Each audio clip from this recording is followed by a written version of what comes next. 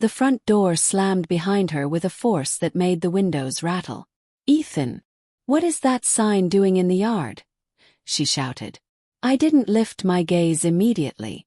Outside, the "for sale" sign swung gently in the breeze, the same one she had noticed the moment she returned from her weekend getaway with friends. That's when the facade cracked. She stormed toward me, trembling with anger. "You can't sell our house. You just can't." I closed my book and met her glare. "It wasn't my decision alone. The court ordered it as part of our divorce," I said. Her face drained of color. "And believe me, it only gets darker from here. To understand the sign, you need to know me. My name's Ethan Reed. I'm 44, born and raised in Ohio, working for the state's Department of Transportation.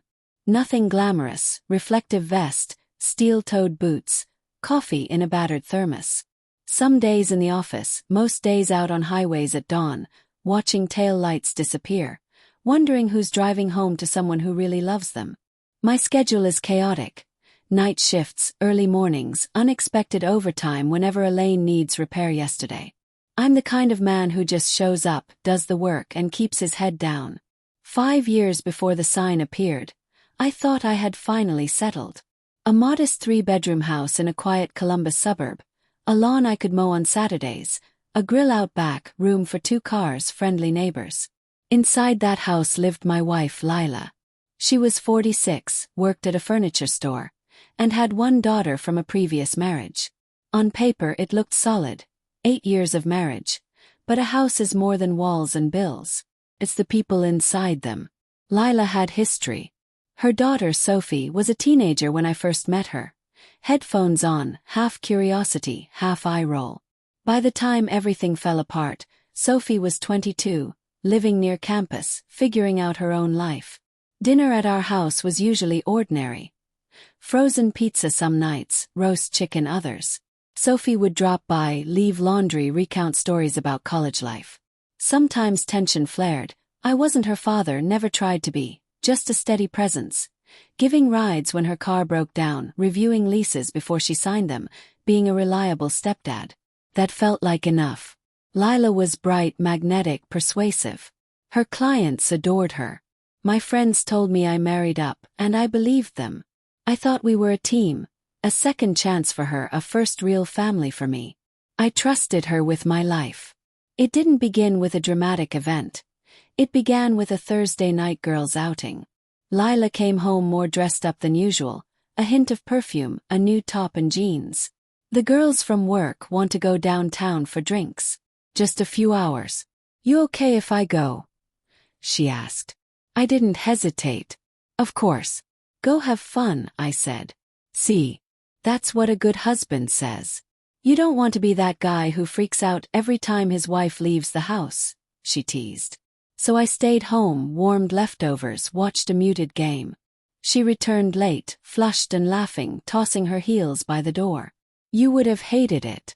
Too loud," she said, kissing my forehead. A small voice in my head noticed the extra makeup, the scent of a bar, a trace of cologne, but I ignored it. I wasn't going to be that jealous husband. The girls' nights escalated. Weeks later, she casually mentioned a weekend getaway to Hawthorne Hills. Just them, a cabin, hiking, wine, hot tub. Harmless, I thought, imagining the picturesque scene. She asked if I was okay with it. Said yes. A few days before the trip, I helped load her suitcase into her friend's SUV.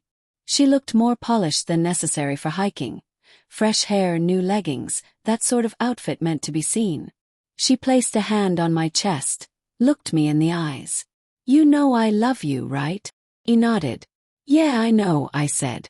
The first night she was gone, I worked an early shift and returned to a silent house.